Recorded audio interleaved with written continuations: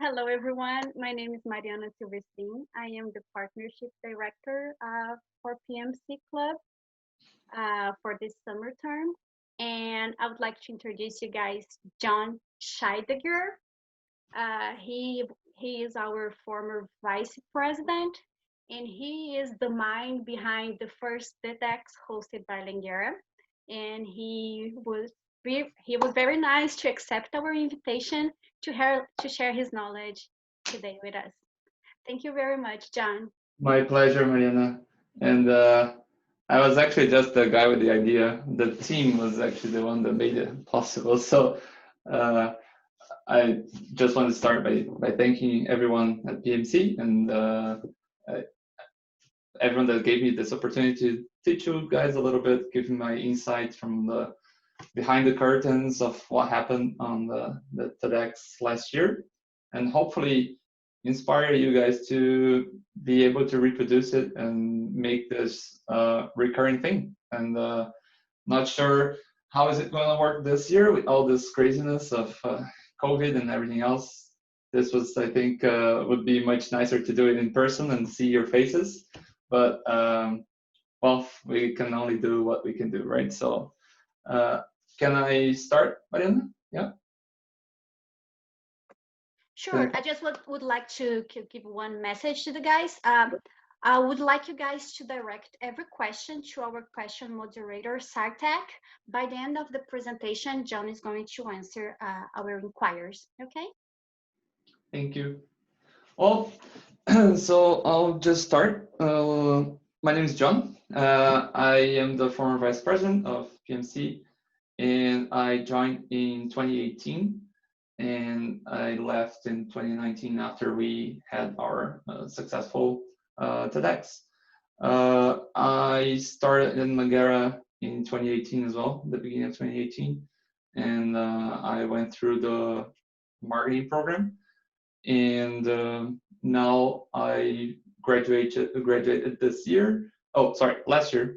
I was supposed to have the graduation party this year, but due to COVID, also got canceled. So it's a little bit about me. I came from Brazil in 2018, so I'm not a Canadian yet. Hopefully soon. But yeah, that's a little bit about me. And today I'm going to talk uh, not just about the idea itself of the TEDx, but also how did we came from just an idea to actually implementing. And part of this presentation is actually a presentation that we made for the Weidman Project Management Competition last year. And this is something that everyone that has not just a personal project, but a nice project that fits the project management methodology can apply to and be a part of. So I'll let you guys know what parts were presented to them, but it's basically the whole project section. I think I can control this. Yes. So the idea, well, the idea was, I would say, conceived when I got to Vancouver, and I think everyone that is in kind of like the same situation when you're immigrant and coming to a new place, you don't know anyone, you want to make a connection, and you want to even leave a little bit of a mark on whatever place you go by. So I always enjoyed watching TEDx events and TED events. I never had the opportunity to actually go to one because in Brazil we didn't have many TEDx going on my city, and actually any city in Brazil had ever host a TED event. So when I got here, I started researching a little bit about that because I know they used to have a lot of events here in Canada, specifically here in Vancouver, and I always wanted to improve my speaking skills, which I don't think are that good. So sorry in advance, but I started researching a little bit more about TED and TEDx and what was the difference and what should I do to actually be able to host a TEDx. And the truth is, it's not that hard. I mean, to get the license and be able to host a TEDx event officially, it's more of a tiring process. There's a lot of documentation. There is a bit of a pitch that you have to do. But after all, if you really want and you put your mind into it, it's much more. I would not say it's not easy, but it's not that complicated, and it definitely doesn't involve any kind of costs. So that doesn't charge you anything. That was one thing that was like, oh wow, this might be expensive, but actually they don't charge you anything. It doesn't mean that you don't need money, because you do, because you're going to host an event for a lot of people, and people have to eat, people have to sit down, people have to have the proper equipment, so all that costs money, and I'll get into that later on. But the idea was born like this, and I think kind of like in the middle of 2018, I started like, maybe I could organize something here, but not by myself, because it's something that requires a team, as everything in project management requires a team. And I started looking at my options. I could either just apply and see what would happen, or I could try to get into a club and or even start my own club. But then it was the same year that the PMC started, and I approached PMC former president. It was not Fernanda anymore; she had already left Langara. I approached Eduardo, which was a president of us. I think it was on the term in the middle of 2018. I approached him and talked about the idea. He really liked it, but he was leaving the club. So what happened is I got into the club. Mark, which was the president at the time, really wanted to really liked the idea and wanted to do the TEDx as well. So he kind of like made me the vice president, gave me the go ahead, and we started. So that's how the idea started. Was just from let's say a wish. And now I'm going to show you a little bit more of the actual project and how did we manage to take that idea and make it into a full project.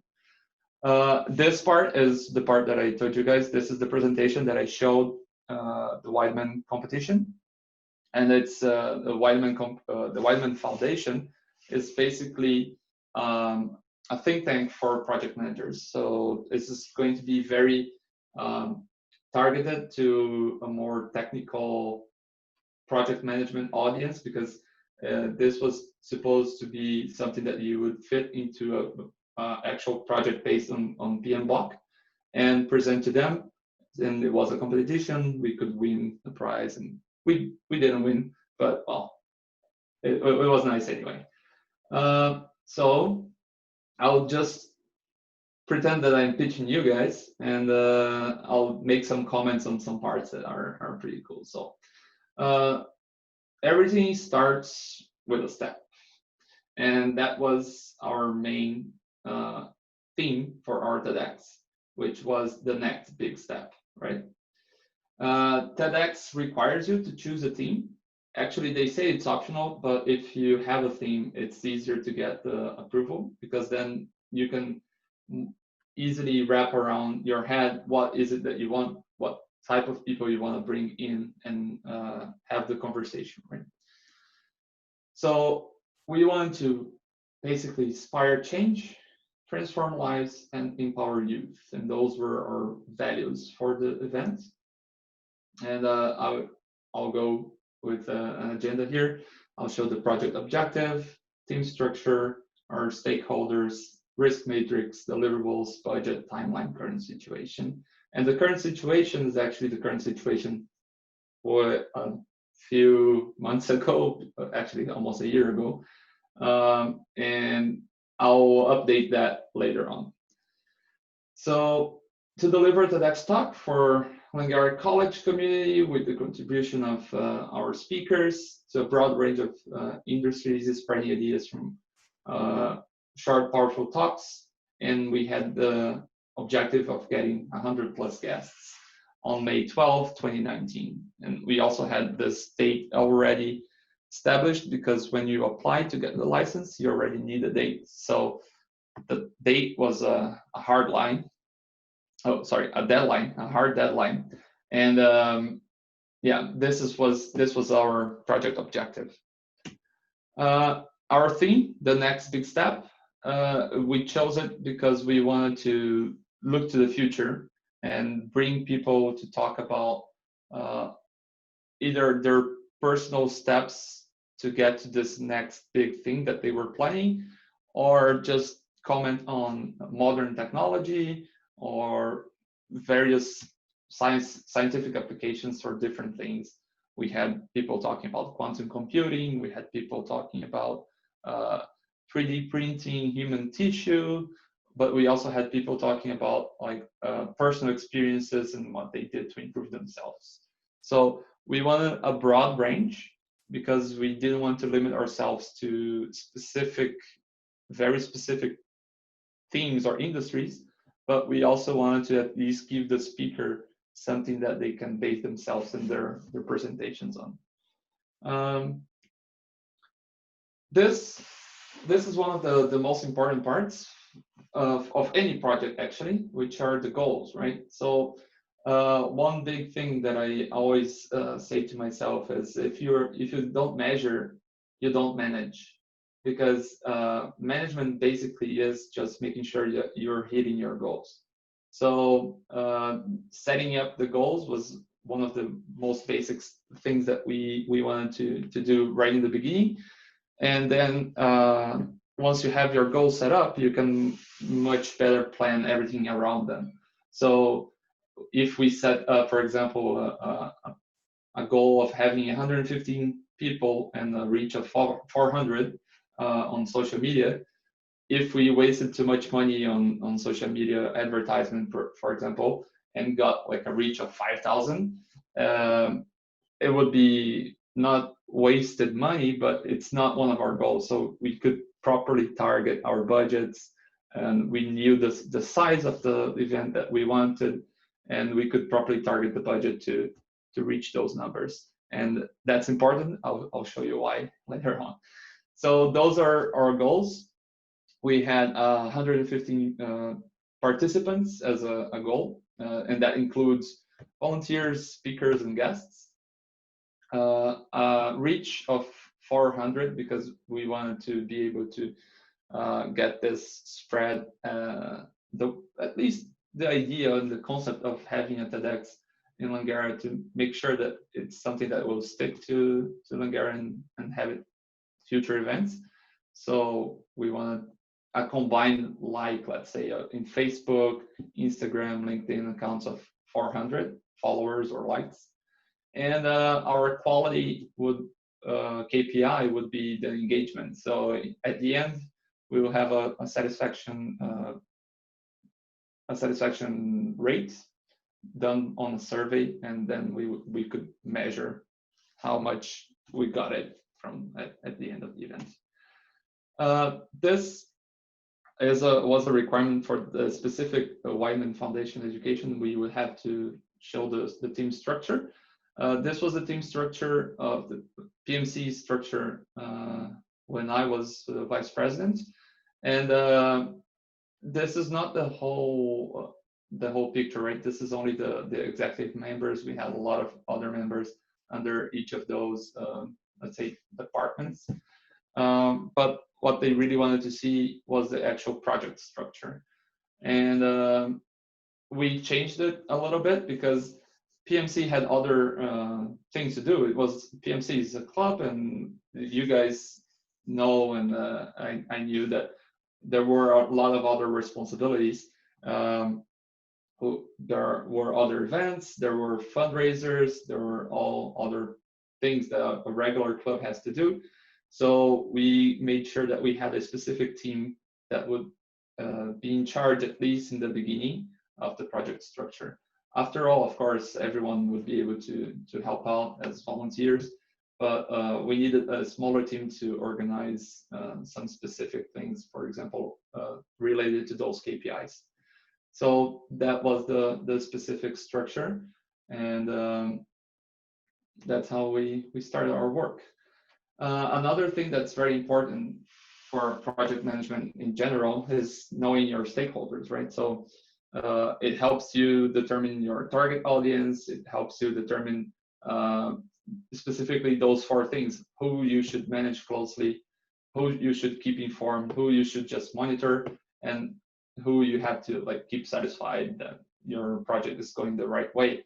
So we created this kind of like a matrix to identify specifically that, and then we position kind of like how we think each of those stakeholders should be. And you can see, for example, who should we manage closely? So who our team has to contact weekly to make sure that everything is going on according as planned and negotiate. So we had ourselves, the club itself has to be managed pretty closely. The speakers, because they have a very high power and influence on the event itself. So if you see the X and the Y axis, they are either power and influence or interest. So who is the most interest party? It's the speakers, us, and the Langara itself, right? Who has more power and influence? Well, the sponsors have a lot of power, but they might not have as much interest because we were expecting to have a bunch of sponsors. So that's basically how you build this matrix. You just place them where you think they should be regarding power and influence and interest, and then you can have an action plan for each of those stakeholders to make sure that they are going to be satisfied with the end result. And now talking a little bit more about who were we trying to reach in our target audience, right? So we came up with this list basically, which is our young students, but not only the students, we also opened the event for the community, the staff, because one of the, let's say, the advantages of being a volunteer at the event is that you would be able to at least see some parts of the event, the backstage and things like that. So we have to treat them as a target audience as well. And of course, the world, because one of the most important things that we were going to deliver was the recordings of all the speeches to TED, because they would then edit the way that they have to. They would review to see if all the talks were following their guidelines, and post it on their own official channel, which we can then access from around the world on the TED channel, where all videos are there right now as of I think a month after the event itself. And another important thing as well is determining your risk matrix, right? So to create a risk matrix, we identify the likelihood of an event happening, so from unlikely, possible, likely, and the impact that it could create, to minor, moderate, and critical. And by using this, you can kind of create your backup plan. So you can either mitigate risk or you can eliminate risk. And those are 2 different things that you can do, because mitigating risk doesn't mean that it won't happen. It just means that the impact will change from critical to minor, for example. Or you can just eliminate risk by reducing the likelihood of it happening. So likely, possible, unlikely. And this will help you understand the cost benefit of trying to minimize the risk or trying to eliminate the risk. And sometimes it can be a big difference. So for example, we had as a critical but unlikely risk not selling all the necessary tickets to fund the event. In that case, if we didn't sell the necessary tickets, what will happen is we wouldn't have money to actually have the event. So it's a critical impact, but the likelihood was unlikely, because we didn't have that many tickets for starters, and we were working very, very hard on the advertisement of the event. So we classified it as unlikely. But what can I do to, let's say, mitigate the risk?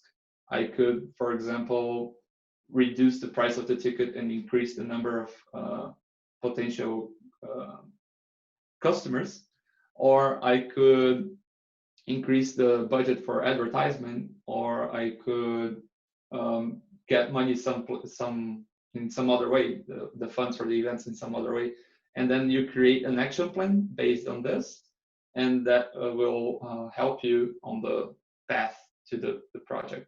So this is a very important thing to help you plan your backup plan, let's say. Going through a few of the risks here that we identified. So the critical ones would be not selling all the necessary tickets or not acquiring the necessary funds from sponsors. And we actually had some issues with sponsors, but I'll talk about it when we are talking about sponsors. But the tickets, we actually managed to sell, we didn't sell 100% of the tickets. We had some that were a giveaway. We had some that were subsidized by the college.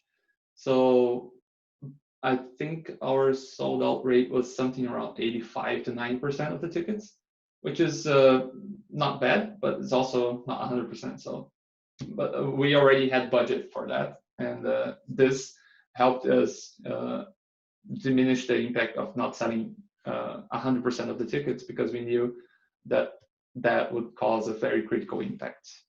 So this is a very important tool. Then our deliverables, right? So are we going to deliver? Deliverables, yay. And what are deliverables? So initially we came up with 5. It was 11 speeches, lunch for all attendees, coffee break, communication campaign, and the final edited video. But we thought about a little bit more, and we reduced it to 3. So it would be the event itself. So an event hosts 100 guests with all the necessary infrastructure, support staff, and equipment.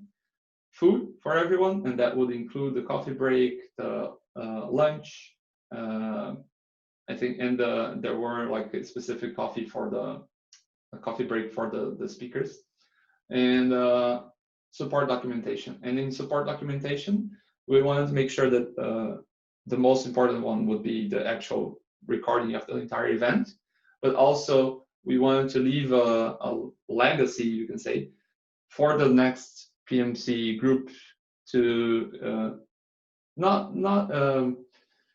it's not that it would be easy for them to have an event, but it would be easier to have like the tools and adapt for the future. And that's actually something that I will ask you guys later on, because I'm not sure if all the documentation was used, but there are a few documents that are pretty easy to at least start the initial step of getting the license. So the event itself, Langara College, would be a full day event hosting a total of 130 people in campus. The 130 was the maximum capacity that we had for the event, but our goal was 115, right? Like we said before, right? And then we also have a dress rehearsal, right? So 1 week before the actual event, we got all the speakers to go. We tested the lights, we tested the screens and the sliders and everything else. One thing that we didn't test, and I'm gonna say, I'll save this for the end, but there is one thing that I'm pretty hurt, and that's well, I'll give it to the end. Food. So food was initially a big part of our budget. We had 75% of our budget was allocated for food, and that meant that 75% of the price of the ticket was allocated for food, because our ticket price was basically the cost of the event. We didn't and we can't add anything to the cost of the ticket that would come as a profit or anything. That was one of the requirements of having the license.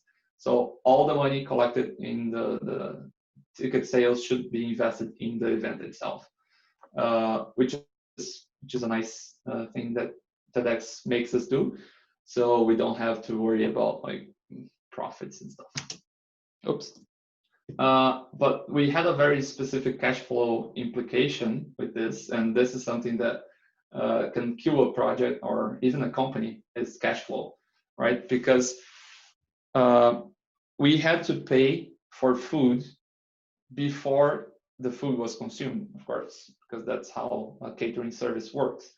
But we only got the payment from the ticket sales after the event was completed. And that gives us a very tricky thing to deal with. So those are the kind of problems that you'll face when you start creating projects like this. And thankfully, we managed to get a sponsorship from Langara Alumni Department.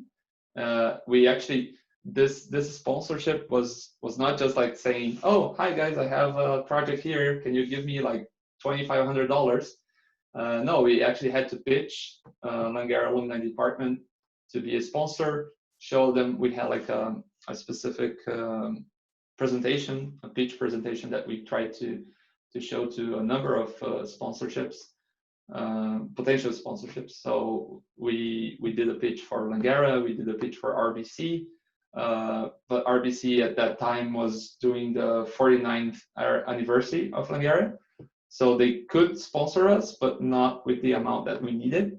So we ended up choosing Langara as the sole sponsor.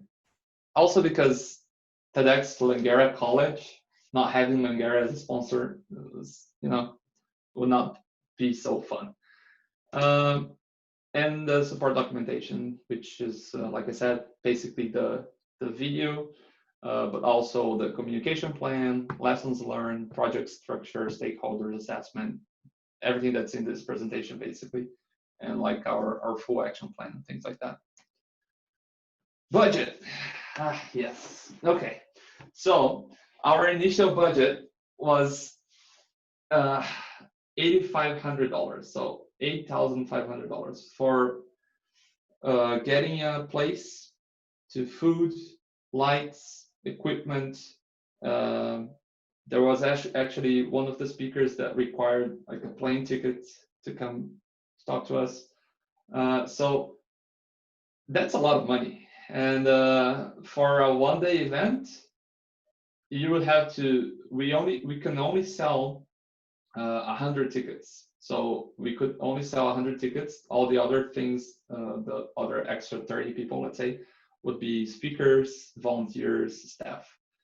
We could only sell 100 tickets because that's a requirement from TED. If no one on the organization has ever been a part of a regular TED event, not a TEDx, you cannot have a TEDx with more than 100 people.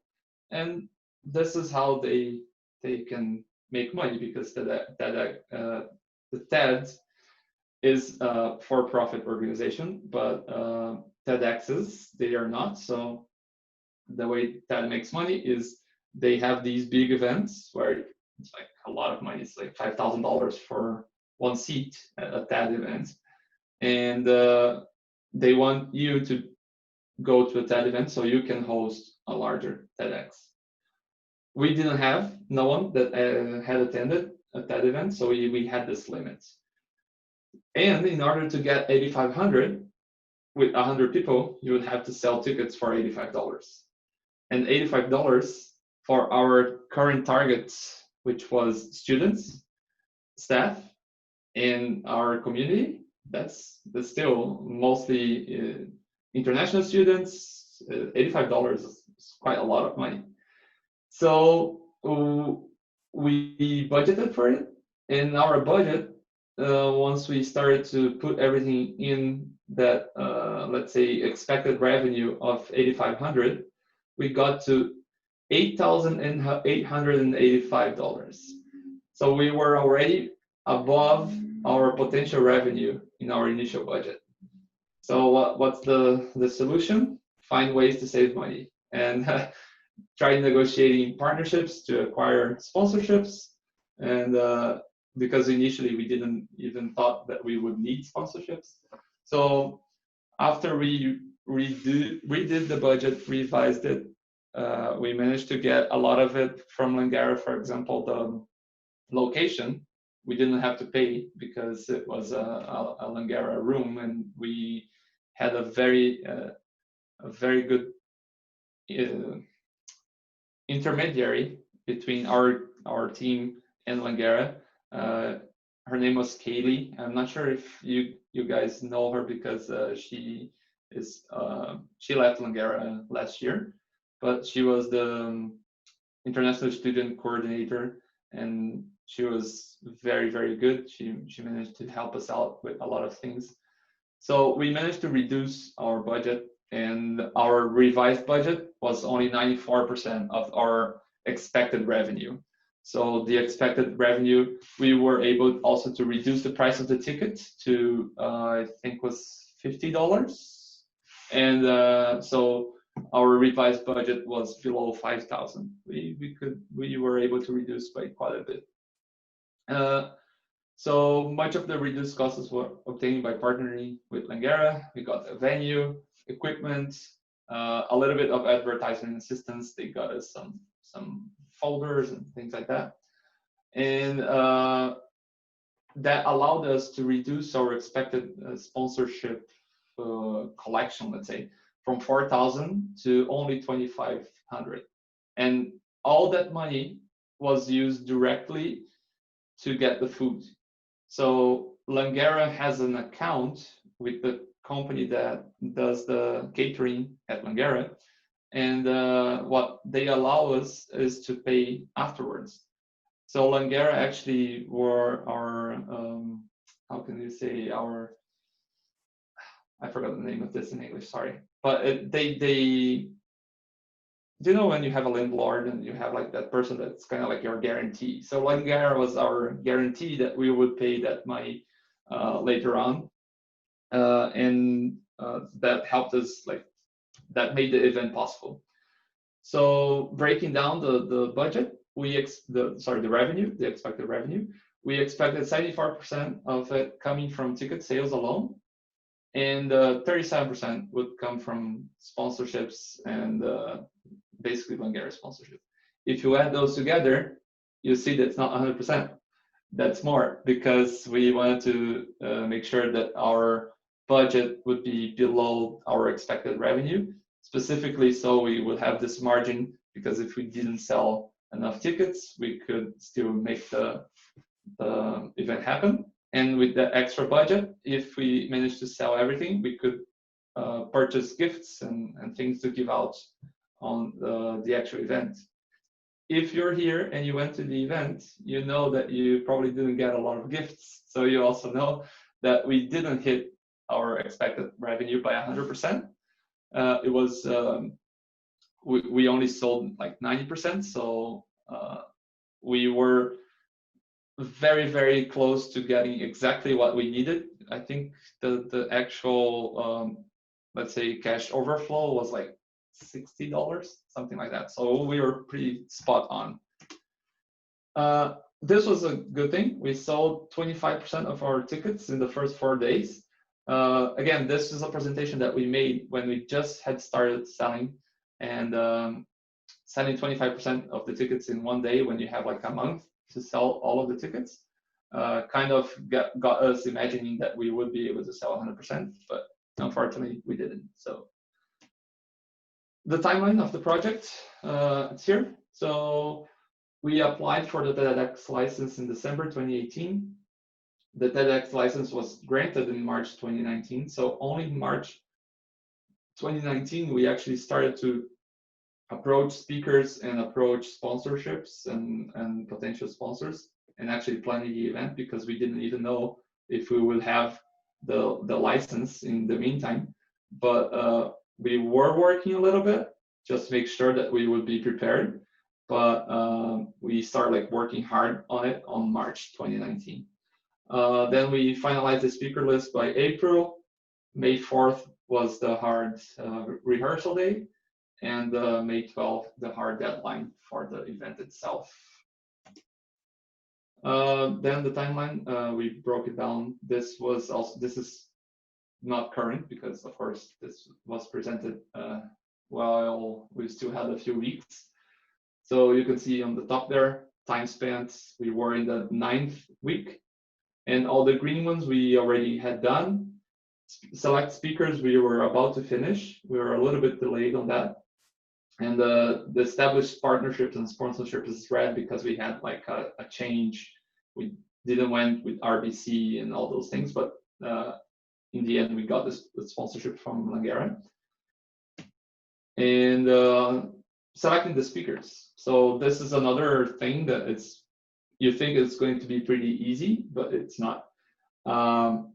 There is not a lack of people wanting to speak, but the hard part here is actually finding people that you think would make a good addition to everyone else that's going to speak at the event, and also try to get, of course, value to whoever is going to the event, right? So you want to make sure that the people that's going to be there, they will actually contribute to something that the goer will feel that his money was well spent because he learned something new.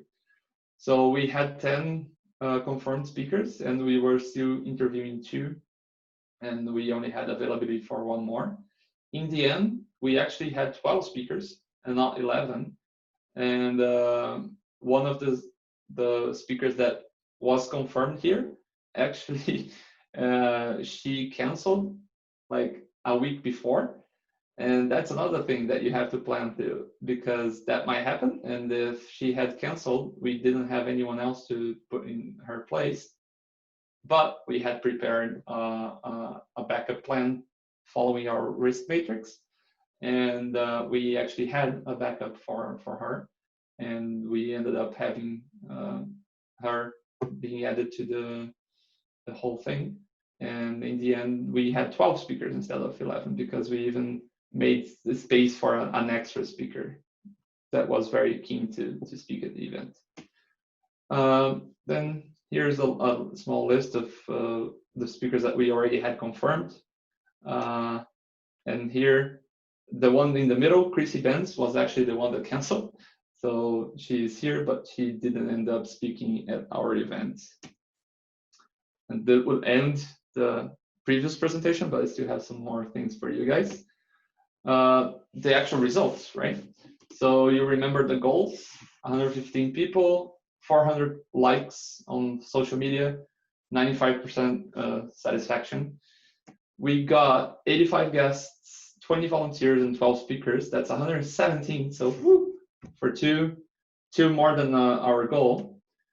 Our reach, these are numbers from last week. So I think we actually, during the period that we were presenting, we had more, but we still have 104 followers on LinkedIn, 168 on Facebook, and 143 on our Instagram page. That's 415, so that's a reach. Woo.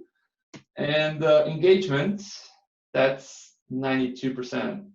So yeah, we didn't have as much satisfaction as we would expect. And this happened for a very specific reason. But I won't say it was out of our control, because nothing is actually out of our control. We can always mitigate and try to mitigate as much as we can. And but it's a lesson learned, right? So what happened is we had a partnership with Langara to use their equipment for recording the sound for the actual video that would be edited by a professional that we had hired, and then sent to TEDx to edit the final touches and put it online. But we had hired just the company to actually record the event. All the sound recording would come from the location in which we were, and that would come from Langara's own, it's not the IT department, it's the audio department that takes care of that location. And in the day of the event, they were not there. So we were not able to record the actual sound from the speaker's microphone. And that was the thing that I said, that on the rehearsal, we didn't test. We tested the microphone was working, but we didn't test the connection that would get us like the feed to record that sound. So what happened is that on the day of the event, the person that was supposed to be there to give us the ability to connect to the equipment was not there, so we could not connect to that equipment. So we could transmit the sound to the sound boxes and everything, but we could not record the sound, just the environment sound, which sounds terrible because our guys, they were there only to film. So if you go today, and that's what breaks my heart, is if you go there today to our videos, our 11, 12 videos, they are so high quality. The video itself is so cool. We had like 3 cameras recording. We had like a mobile camera that was going around, and they edited to make sure that everything was going on fine. But the audio quality is very bad, so you can't actually listen to the talk. We thought about solutions to that would be like subtitles for all the talks, but you really want to be able to listen, right? And that kind of broke our post-event satisfaction, specifically with the speakers as well, right? Because they also replied to this, and they were a little bit disappointed. So, but don't panic. Everything is fixable, and everything is a learned lesson. So now I hope that I gave you guys a little bit of insight of what you need to organize a TEDx, and hopefully don't commit the same mistakes that we did. And I'm sure that your next TEDx will be much better than the one that we had. But yeah, and this is us. I just feel sorry for Mark there because his picture got like the shadow. So it's Mark, the president right there, me, and then all the rest of the team, all volunteers, and the executive team as well. But yeah, that's it. Thank you, everyone. And I think, Sartak, you probably have some questions. No, thank you very much. That's inspiring. It's nice to see that a lot of the faces of this picture, they joined our Skillshare today. Oh, awesome. I can't see, but hopefully most of them are here, I think. Yeah. After the questions, we are going to open, we're going to close and the recording, and then we're going to open the video cameras and microphones. So if people would like to exchange and bring some more information, they will be welcome. Yeah. And now I would like to invite Sartak to read the questions we received during the presentation. Yeah, of course. Hi, John. Hey. Hi. So my first question it's from Adriana. Mm-hmm. So the question is how the theme of TEDx is chosen. How do you decide the theme? How do you decide the theme of TEDx?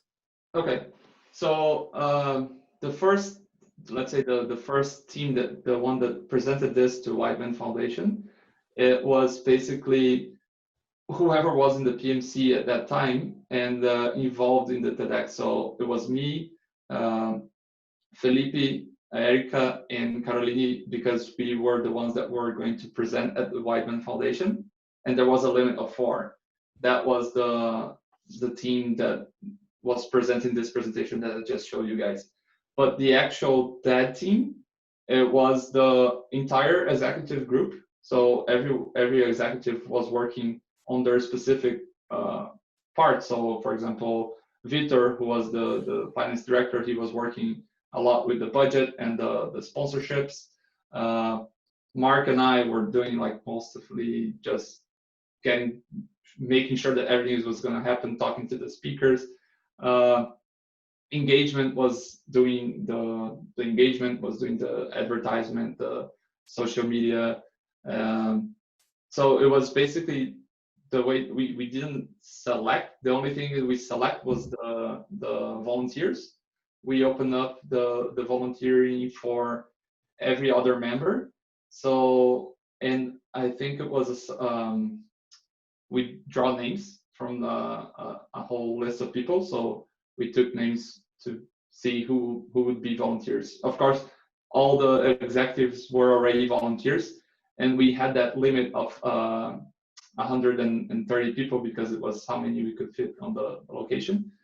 And yeah, that's how we selected. So it was basically the executive team and the volunteers that were not in the executive team were selected via draw. All right, thank you, John. So my second question is, what was the biggest challenge of this project? Oh, well, I would say getting the sponsorships. We took a while to actually be able to get the revised budget and understand that we would have to reduce a little bit of what we expected the event to be. But once we organize it and had the proper pitch for the sponsors, and you also have to kind of like target your sponsors, right? Because RBC didn't have as much interest as Langara had to have this event. And targeting the sponsors as the sponsorship to Langara actually got us a much more than what we would require if we had target RBC, for example. Because if we had target RBC and we didn't approach Langara, we would probably have to pay for a lot of other things that we didn't had to pay with Langara, for example, the location. We wouldn't have the food thing, which we could pay later on, and all those things. So I would say it was a challenge initially because we didn't anticipate those things.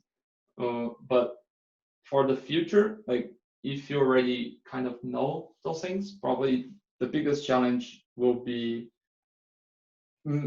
actually managing the event, making sure that everyone is doing their part and that everyone is happy and it's going to be a good event. All right. So my next question is, how did you brainstorm the possible risks? It's a fundamental factor of project management, and it would be interesting to know more how you came to the risk. The risks? Yes. The risks were basically brainstormed on that core group because TEDx doesn't require that risk matrix before, right? So TEDx didn't have a lot of the requirements that the Whiteman Foundation competition had. So actually applying to the Whiteman competition was a very good way to practice all those tool creations, like the risk matrix, the stakeholders, and the way we brainstorm it is we just got together and we started saying, okay, let's think about everything that can go wrong, and then we start to put them on these unlikely to likely criteria and how much it would affect us if that specific thing went wrong. And I would say that we could even have added more people. The thing is when you add more people, you can actually add everyone to have this brainstorming session together, because if you have like a brainstorming session with more than 4 or 5 people, it's just get crazy. So I would recommend to break it down in smaller groups, have smaller sessions, and then getting the results of those sessions and then having a final discussion to actually grade those risks. Thank you. And another question is, TEDx is a long project. So how did you keep the team engaged in the long project? Like TEDx is a huge project, it consumed a lot of time. How did you keep the team engaged?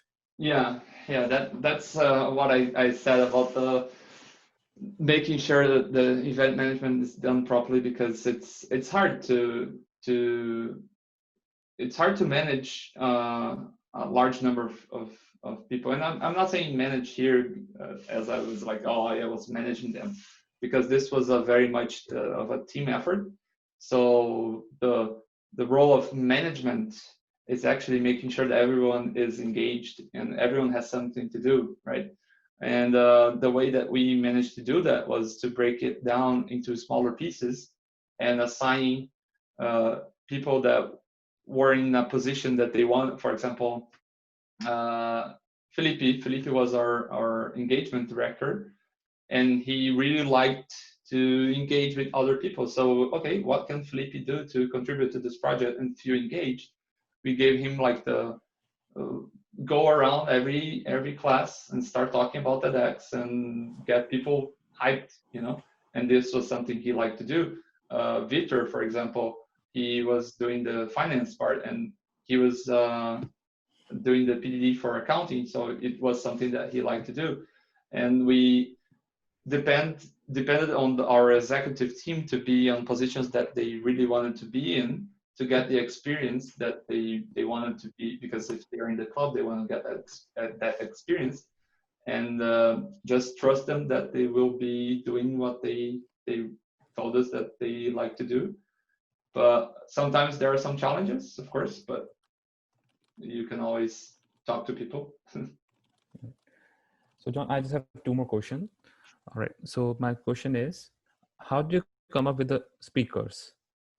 Oh, well, the speakers, initially, Mark had a friend that worked in it's kind of like a, how do you say this? Innovation think tank kind of thing. So he knew this guy that had like connections with a lot of different companies, mostly involved in innovation. And that was our starter. So we started approaching, we created, with the help of Angela and all the communications team, we created a sheet that we would send to companies that we thought were interested in participating, with the name of the person that we wanted to talk to, and asking them if they would like to have a meeting with us to discuss the possibility of participating in TEDx. But it was basically, we are trying to identify industries or companies that would give us something of like an innovation, or would be aligned with our theme of the next big step, and approach them. That's how you have to do. I think we approached maybe like 25, 30 different people, and we got 12 speakers selected. And our selection criteria is basically like, do you want to speak our TEDx? And if they say yes, okay, awesome. Because we already had that previous filter of only sending invitations to the people that we really wanted to come. And we faced some issues, like people that were not going to be able to be there on that date, because it was Mother's Day on that weekend. So we also had that issue. But yeah, it's basically just trying to figure out who would be the best fit for the events. Right. And my last question is, how did you decide the level of likelihood and level of impact for all of the risks involved, how they were categorized? That's hard. That's more like it's not very empirical, I would say. The impact is easy, right? Because it's easier, let's say, because you can say, well, if I don't get the money, there is no event, so that's critical impact. But the likelihood, that's very theoretical. That's like you have to discuss with people and say, oh, okay, so what's the likelihood of us not selling all the tickets? We had put it as low because in the beginning we were having a lot of traction. People were very excited. But one thing that we didn't consider was like, okay, the price of the ticket is $50. So maybe that should be not unlikely, but like a little bit more aggressive, let's say. And you have to try to find ways to measure it, like using the price of the ticket, trying to do like a market analysis of your target audience, or things like the likelihood of a company not delivering the food. is that likely?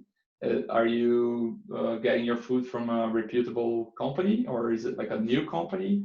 So you have to gather information of each specific point that you're trying to put in the scale and do a small analysis on that. But it's not something that you have like a recipe, like, oh, okay, I'll give a 5 for this, a 3 to that, something like this. But you can and you should try to have a small analysis to at least get some data to base your decision. All right, thank you.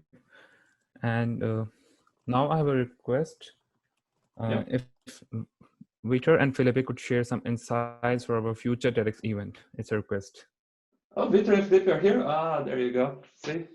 Of course, I'm here, my friend. Ah, This is for the world. Oh, thank God I didn't say anything bad about Felipe, but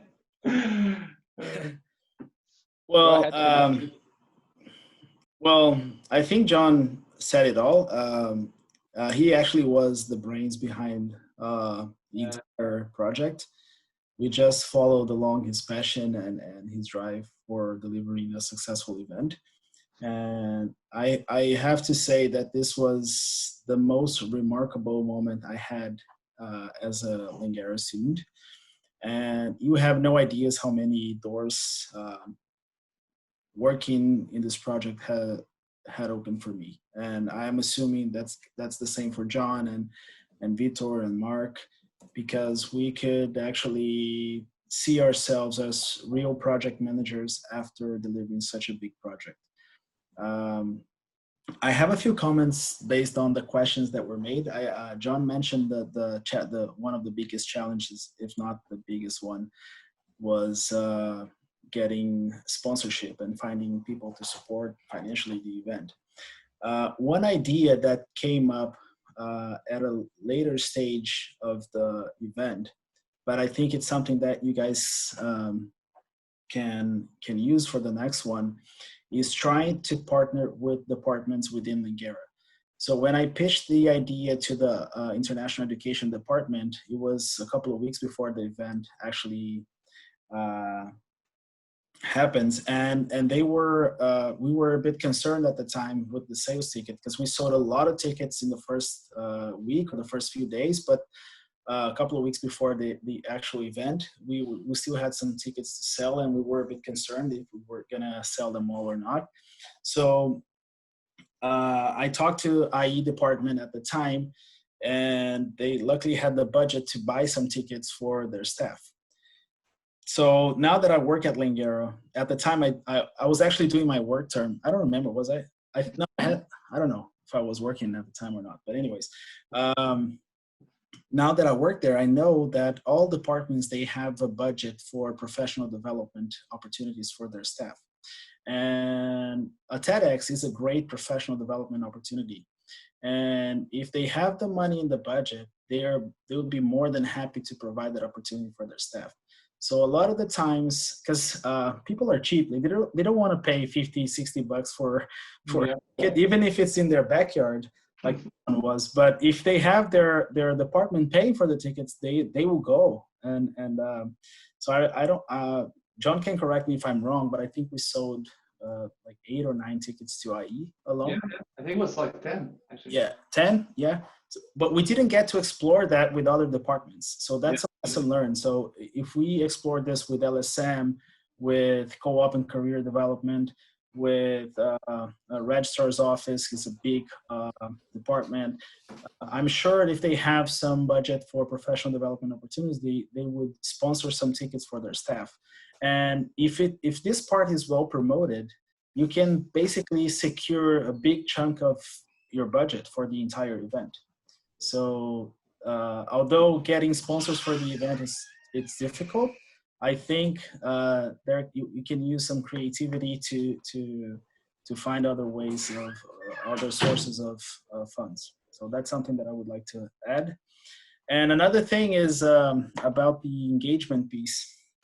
I think John nailed it when he said, when you break down all the activities into small tasks and you hold everyone accountable for each of those tasks, you keep them engaged. And And another thing is that they saw in the leadership of of PMC how excited we all were about this. So that energy that we all had kind of got everyone excited about the event. So whenever we would follow up with them about their tasks, about their assignments, or about the deliverables that they had, the small deliverables that they had, you could see that they would deliver with quality and with excitement.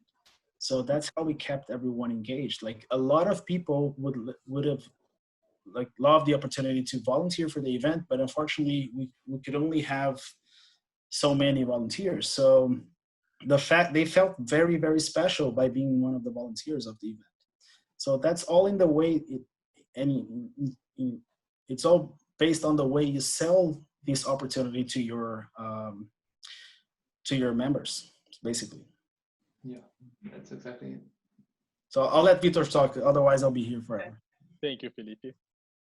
I would say something similar that Felipe just told, that I think it's never too early to try to find some sponsorships, to try to find some partners, because cash flow can be a big problem, and the numbers don't match, and you're in the end days and you still need some money, you still need to figure something out.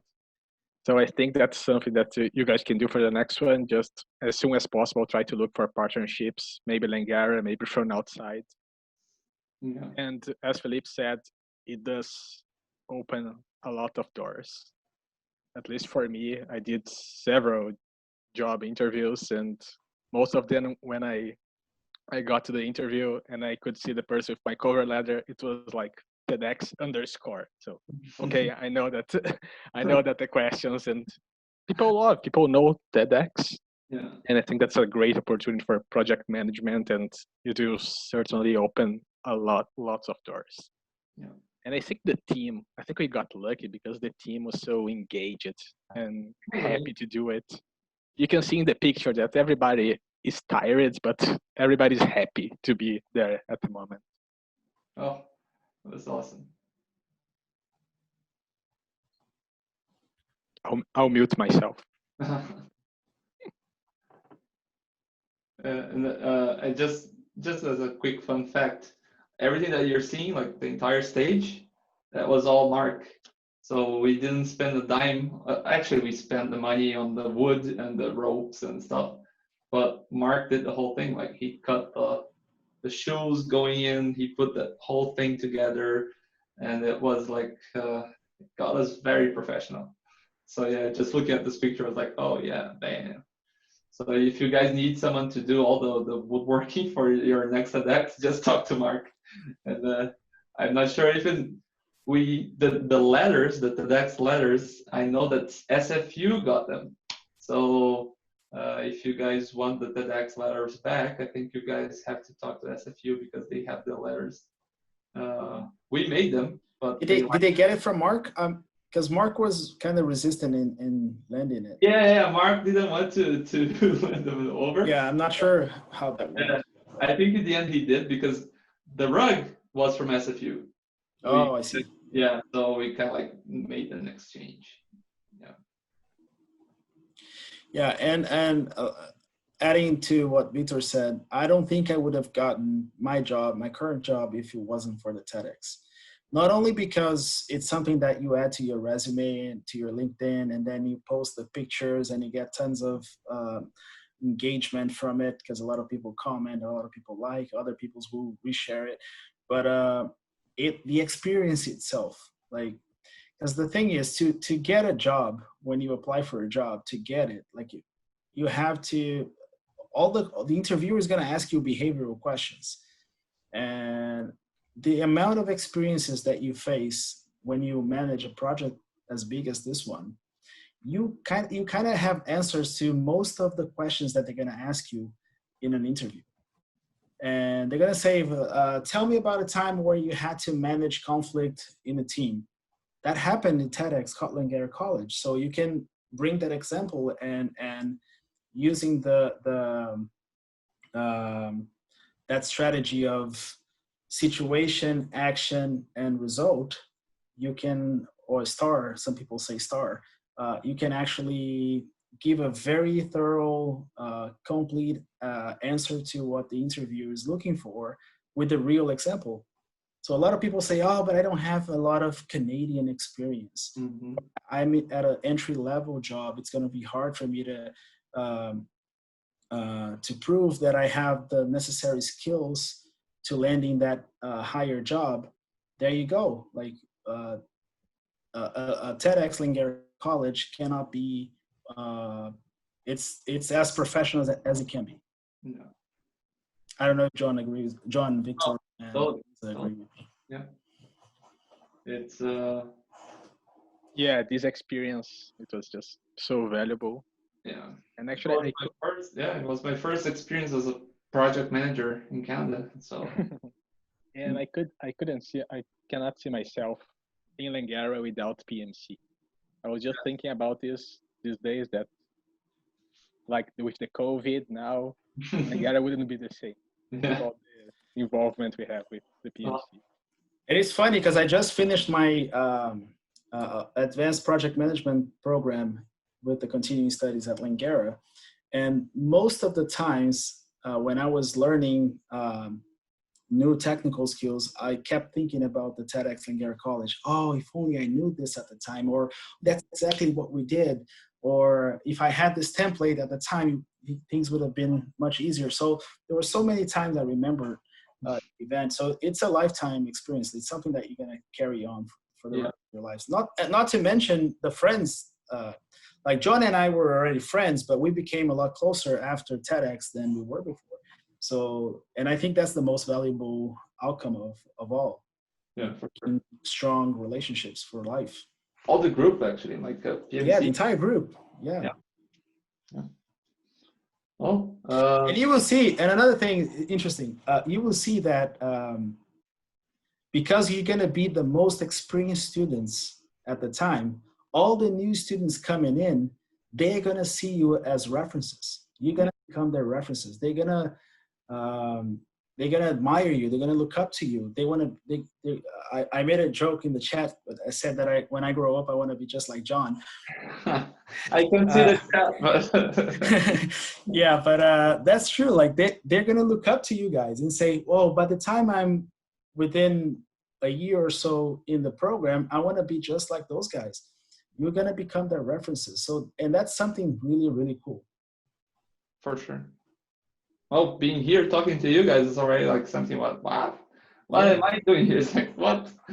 But yeah, you can definitely make something last. You know, like TEDx. It's if you guys can make another one, and I'm sure you can, and another one after that, and keep PMC alive and keep the TEDx Langara College alive. That's already like more than I can ask for. And you have something that we did not have at the time. The new sponsor of PMC is a project manager, like a highly qualified project manager. So all the tools and resources that you need in terms of project management, you can reach out to her. Yeah. And just like Kaylee was to TEDx, the liaison with the college, I can be for you as well in my current role. So anything that you need in the college, I'm more than happy to supply. And all the project management, I know we have some project managers in PMC as well, but you also have in the sponsor of the club a highly qualified project manager. Yeah. Thank you for letting us know, Felipe. Guys, everybody now is willing to unmute your microphone. So if you'd like to interact, that's really crazy. Okay. I will just stop recording, and I would like to thank you very much, John, to accept no problem. It was my pleasure. Our invitation. I also thank Emma and Raymond, the club president and our VP, for putting this together for us. And well, that's it.